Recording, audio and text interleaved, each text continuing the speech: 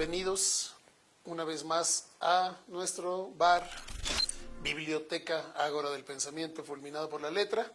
Y hoy con un invitado muy especial, que seguramente todos ustedes conocen, no sé si por los arrebatos carnales o por una combinación de todos. Yo no me he divertido nunca leyendo más un libro que el de Santana. México mutilado. Qué bárbaro, qué escena te avientas. Cuando le falla a la hora de la luna de miel A la hora de la verdad. al caudillo y pones todos los títulos. Y lo regaña. Sí, regaña Padre benefactor de a la su patria. propio pene porque no le respondió. Y dijo, ¿sabes a quién le estás fallando, desgraciado? Soy el padre de la patria. Soy el benemérito de las Américas. Ya hasta ahora me estás haciendo hacer el No ridículo, te la vas ¿no? a acabar, te voy a quemar vivo, le dice, ¿no?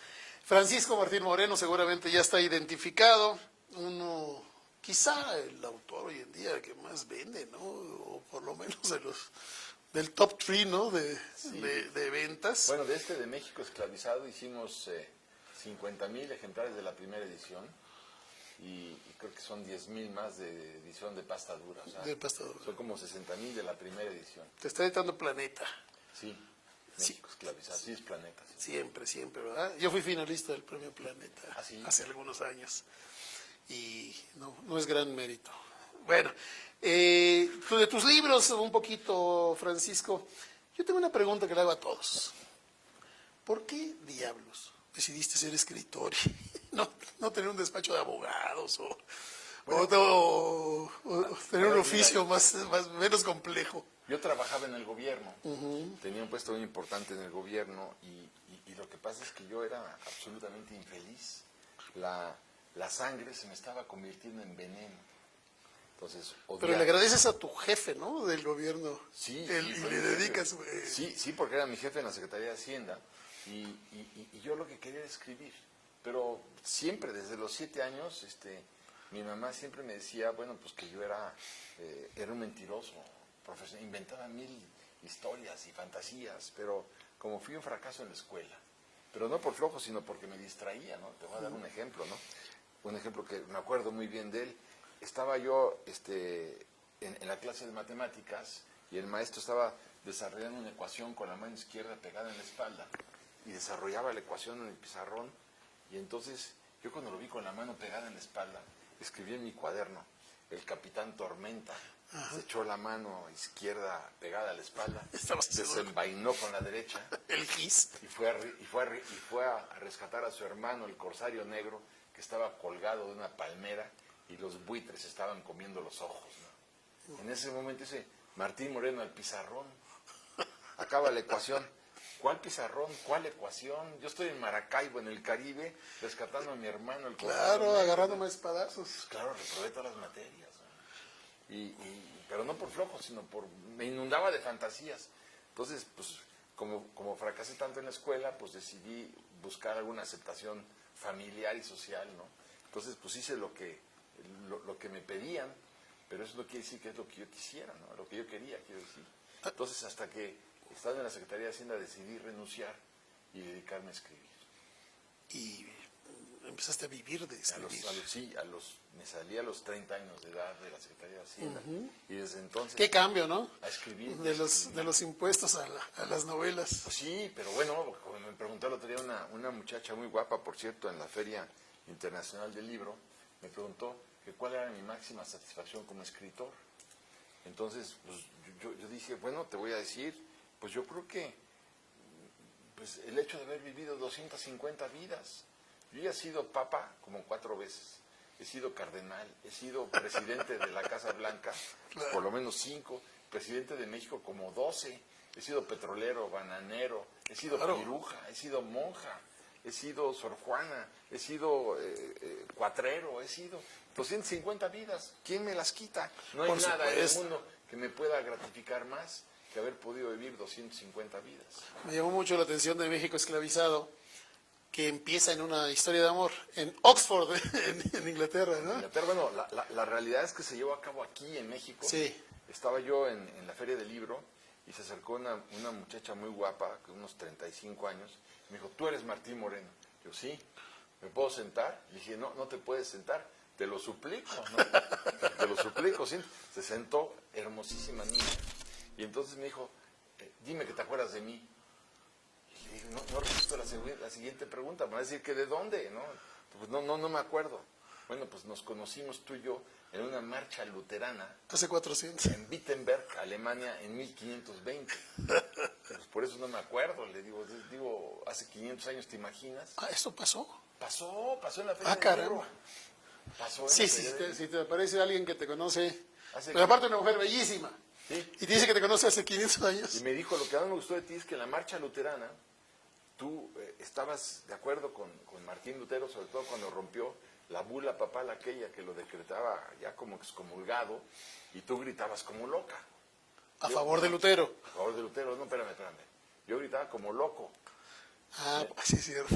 Me dice, no, tú gritabas como loca. O sea, en 1520 yo era mujer. Sí, tú eras mujer.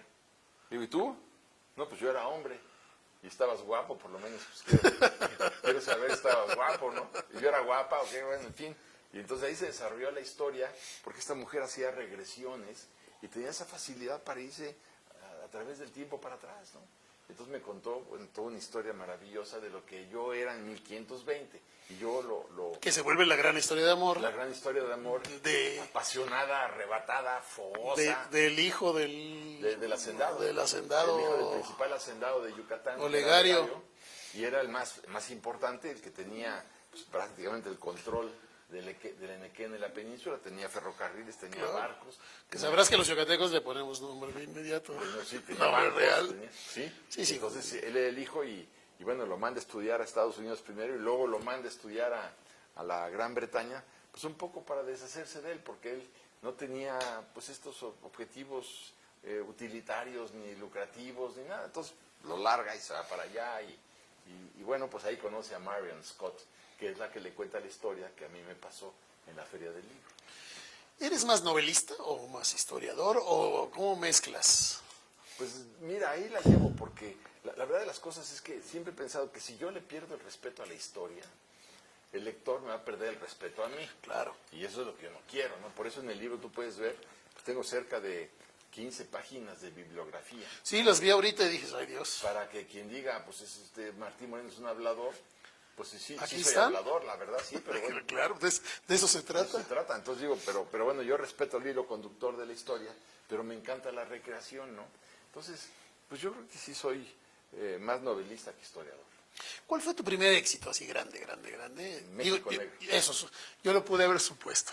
Pero México Negro fue mi yo creo que lo leímos todos, ¿no? Sí, bueno, ya, déjame decirte, México Negro salió hace 32 años y sigue estando en las librerías todavía hoy. Todavía lo encuentras hoy. Hoy lo acaban de reimprimir todavía en Planeta, o sea. Es que le has pegado a los temas exactos, ¿no? Bueno, yo siempre he visto en tus libros como que tres líneas, tres obsesiones. El gobierno o el antigobierno, Sí. la iglesia, Sí, la iglesia. que platicábamos antes de abrir una anécdota en la presentación de ¿Cuál será? De México ante Dios, que presentaban en la FIL del Zócalo de México, y cuando empezó a hablar, obviamente antirreligión católica, empezaron a sonar las campanas de la catedral y dijiste, cada que vengo me mandan las campanas para que no me oigan. Pues que ponte a ver, el peor enemigo que ha tenido México en su historia ha sido el clero católico. No hay otro peor enemigo que ese.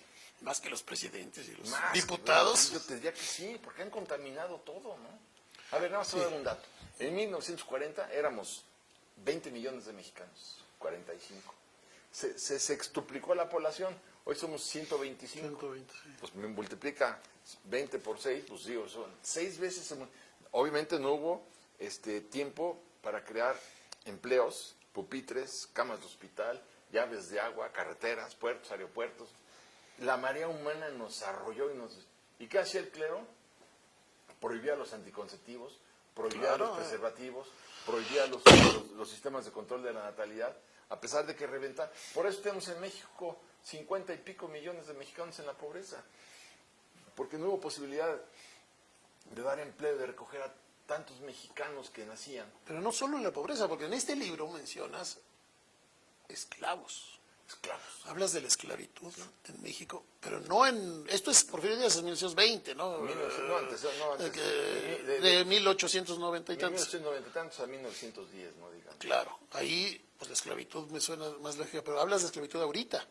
También, bueno, porque la esclavitud se sigue dando hoy todavía en muchos hogares mexicanos con el servicio doméstico, porque los patrones no conocen ni la Ley Federal del Trabajo, ni el artículo 123, y son mujeres que trabajan más de 8 horas al día, son mujeres que no les pagan indemnización cuando las corren, son mujeres que no están en el Seguro Social, que no cotizan para el Infonavit para tener una casa y que viven en condiciones deplorables desde un punto de vista legal. Entonces me da mucho coraje. Bueno, ¿te acordarás? Sí, por supuesto. En el año 85 se cayó un edificio donde habían 3.500 costureras que tampoco trabajaban 18 horas diarias. Sí, es una verdadera esclavitud. Es una esclavitud. Pero este libro, claro, se refiere a la esclavitud prevaleciente en las haciendas enequeneras, en las haciendas tabacaleras, en las haciendas chicleras, cafetaleras, madereras, en el sureste mexicano, durante la dictadura porfirista. No digo gobierno porfirista, no digo presidencia de Díaz, sino digo dictadura porfirista. Díaz fue un absoluto tirano que se quedó pues más de 30 años en el poder. Entonces por eso es que la esclavitud se daba porque te pagaban con fichas en las haciendas enequeneras, no te pagaban con dinero. Con las tiendas de raya. Las tiendas de raya. Y en estas tiendas de raya, pues si tu ficha valía 10, tenías que comprar cosas que valían 50, porque no te alcanzaba. Quedabas a deber. Quedabas a deber 40, y esos 40 causaban intereses. Entonces no había manera que te salieras de la hacienda, porque si te escapabas de la hacienda y no habías pagado tu deuda, y te agarraban los rurales del tirano, o te agarraban las guardias blancas, o te agarraba la policía secreta, y no tenías una carta de liberación, te regresaban a la hacienda, te castigaban. Ya trancazos, ¿no? Te castigaban, te daban latigazos, te metían en unos cuartuchos que medían 1 metro de alto. Uno no se imagina lo que es eso, y con los calores de Yucatán. Sí. Entonces, pero además, el dinero con el que pagaban, le liquidaban, digamos, al que te había arrestado, ese dinero se acumulaba a tu deuda. Entonces, si se acumulaba tu deuda... Ya se volvía para siempre. Para siempre, no había manera de salir. Y si tú no podías trabajar por los latigazos que te habían dado, tenían que trabajar tus hijos. Y además, te tenías que casar con una mujer que estuviera viviendo dentro de la hacienda, claro, para que el hijo tuvieran esta pareja, trabajara en la hacienda y fuera más mano de obra. Por eso traen japoneses, traen coreanos, traen chinos, para que no se pudieran entender con los mayas y no pudieran armar ningún levantamiento armado. Veo que entrevistaste y platicaste con muchos yucatecos, sí, con muchos expertos en historia y con muchos que viven en Yucatán. Yo escuché la teoría muchas veces de doctos yucatecos que decían que el grave problema es que cuando les repartieron, cuando el reparto de tierras, no les enseñaron a cultivar. Corrieron a los hacendados, a los tiranos, pero se acabó el Etequén, ahí se acabó la vida y les fue peor fueron esclavos, pero entonces libres, pero muertos de hambre. Pero muchos que eran libres, todavía, cuando ya les decretó Salvador Alvarado, que fue el padre de la independencia, junto con Felipe Carrillo Puerto, les declaran ya la independencia, preferían volver a la hacienda, porque no tenían manera de ganarse la vida. En otro lado, no sabían hacer otra cosa. No sabían hacer otra cosa, entonces, pues vete a Mérida. Bueno, ¿y qué hago en Mérida, no? Entonces volvían a las haciendas, pero es un poco lo que le pasa a los presos que pasaron 20 años en la cárcel. Salen desubicados. Yo, ¿en qué voy a trabajar, no? Entonces, sí, ahí está esta realidad, pero Salvador Alvarado es el que, no perdamos de vista que Morelos, en la Constitución de Patzingán, ya cancela, decreta la terminación de la esclavitud. Pero hasta después, hasta 1915-16, cuando llega Salvador Alvarado en el gobierno constitucional a Yucatán, él es el que larga ¿qué te voy a decir? 90% de los sacerdotes, porque los sacerdotes estaban aliados con los hacendados. Entonces tú, por ejemplo, querías un aumento de sueldo y te decía el mayocolo, te decía el capataz, oye, pues pídele mejor a Dios el aumento de sueldo. Claro. Es más fácil. Entonces iban con el sacerdote, ¿y qué hago? Mi hijito, le decía al sacerdote, tú resígnate. Si vas a vivir... Luego te vas a ir al cielo. Te vas a ir al cielo, pero te vas a ir al cielo por la eternidad. Mientras más sufras en esta tierra hoy, más recompensado estarás. Pero no por otra otra vida, sino por la eternidad. Entonces es importante que tú y tus hijos Que sufran. son 30, 40 años. Como sufrió Jesús. ¿Ves? Jesús sufrió y mira, hoy es Dios. Dios, el Hijo de Entonces, Dios. tú estarás al lado del Señor mientras más sufras.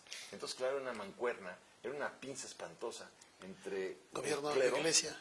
entre el gobierno, la iglesia, las guardias blancas, las policías rurales que tenían atenazados a los yucatecos. Lo ¿no? mencionas en el libro. Sí. Carrillo Puerto es después de Salvador Alvarado. Salvador Alvarado. Salvador Alvarado te Carrillo decía- Puerto es el que le gustaban las gringas, ¿verdad? Sí, se casó. Se iba a casar con Lo que Alma no se Rey. casó, dices al final. No se casó. Confiesas en el libro. Sí. A ella le Pero están estaba- enterrados juntos. Ella lo pidió porque le estaban haciendo el vestido de novia a Alma Reed en San Francisco.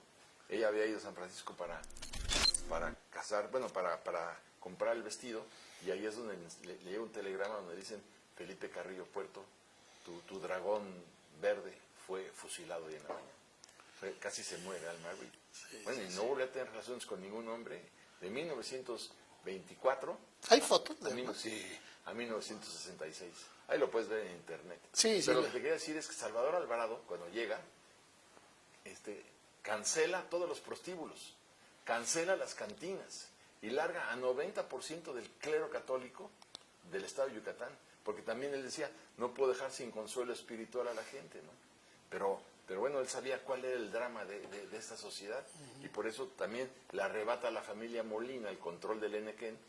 Olegario Molina. Él crea la famosa reguladora, compra todo el Enequén y lo revende en Estados Unidos, y con ese dinero, una parte de ese dinero, se lo da a Venustiano Carranza para que pudiera comprar armas y acabar de derrotar a Pancho Villa en la batalla de Celaya. Entonces es una historia maravillosa porque buena parte de esos dólares sirvieron para aplastar a Pancho Villa.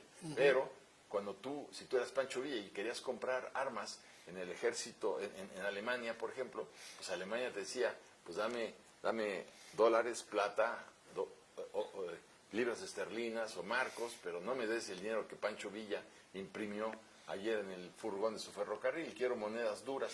Las monedas duras las tenían los yucatecos gracias a la exportación del Enequén. Por eso ves esos palacios que tienen en Paseo Montejo. en el Paseo de Montejo, que ya está bien que se siga llamando Paseo de Montejo después de lo que hicieron los Montejo en Yucatán. Hay que cambiarle el nombre. Yo, si fuera gobernador, ya me queda claro que nunca seré gobernador de Yucatán, pero yo le cambiaba mañana el nombre. No, porque necesitarías la bendición del obispo todavía. Del obispo todavía. Pero además, Y creo que no te la va a dar. No me la va a dar, no, bueno, me odian, pero yo le pondría esa avenida Felipe Carrillo Puerto. Eso es lo que yo le pondría. O Guti Cárdenas. O Guti Cárdenas, o Salvador Alvarado. Pero bueno, ya sé que nunca seré gobernador. Paseo Montejo. Es una buena forma de... Yo a mis hijos les pasaba tus libros desde que iban en prepa, todos los... Digo, a ver, ¿quieren entender el petróleo?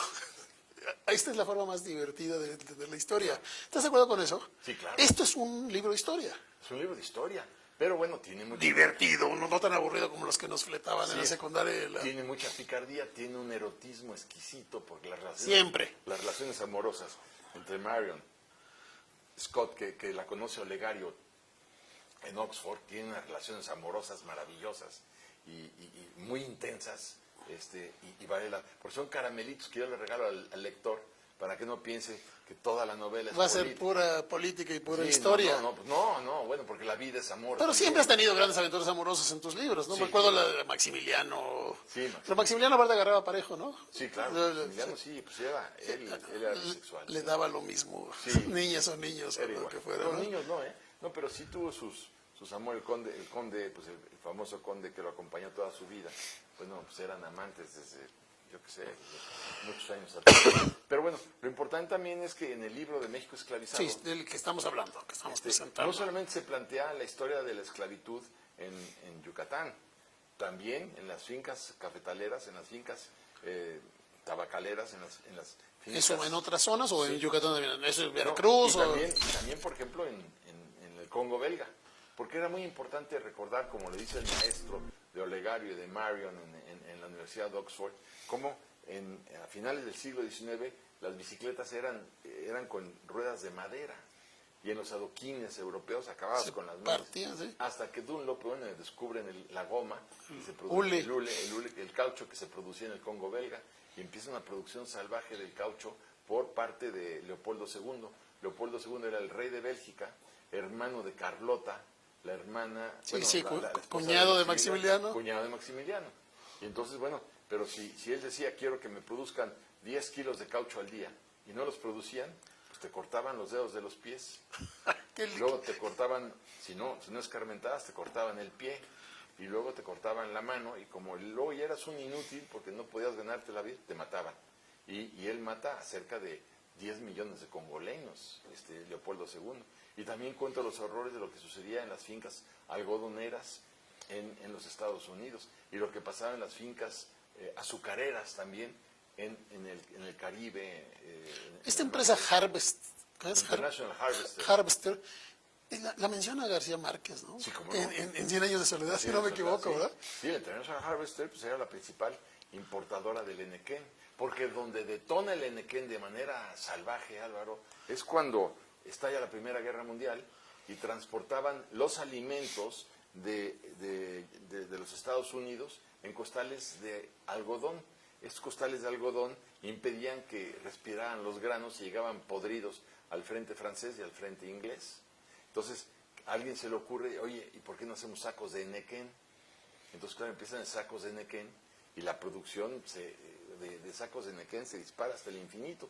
Y no solamente eso, sino las cuerdas de los barcos, la cordelería yucateca, sí. para atracar los submarinos, los acorazados, los barcos de pasajeros o los de carga, eran yucatecos porque aguantaban todo. Oh, increíble. Y eso se lo vendía Olegario Molina, Olegario Montemayor en mi novela, Sí. se lo vendía a la International Harvester, que es la que explotaba a todos los hacendados yucatecos. De la misma manera que los hacendados yucatecos explotaban a los esclavos, a los trabajadores. La International Harvester los explotaba a ellos. O sea, era una cadenita tremenda. ¿Había negros o eran mayas todos los empleados de las henequeneras? No, había muchos chinos. Chinos, y muchos, había muchos también indios yaquis, indios mayos, que les querían quitar, digamos, sus tierras en el norte del país. Como se resistían, Porfirio Díaz y Ramón Corral los arrestaban y se los llevaban a Yucatán, y se morían como moscas.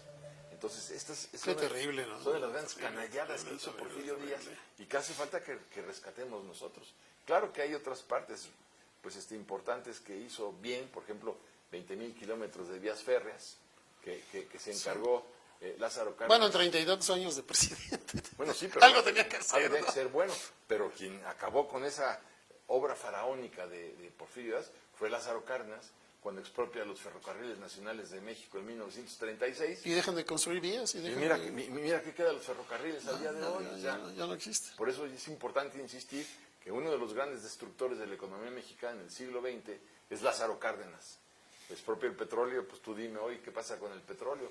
Se burocratizó el petróleo, burocratizó la energía y bueno, pues hoy en día está tronado Pemex. Tú puedes decir, bueno, es que podían haberlo revertido. Sí, ¿cómo no? Es el país de lo irreversible.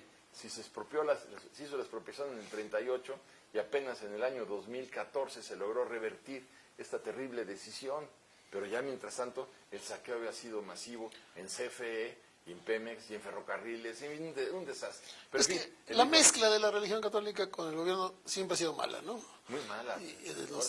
Nos conquistaron los que no debían. También.